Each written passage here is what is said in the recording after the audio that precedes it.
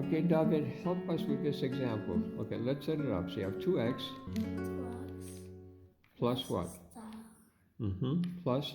plus x plus star Uh-huh. plus 5. Okay, so this is the setup for the problem. Now we are told that if star has the value of 2, and star is which color, the white or the blue? White. If the white is a value of 2, how much is all of this? So can you help me figure it out, please?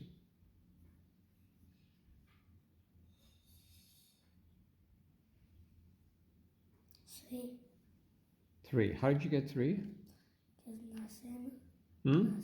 Each of these is worth how much? Nothing. 0. Yes. Not 2 take away from 5. Okay, wait up, go slowly now. If star is 2, how much is x?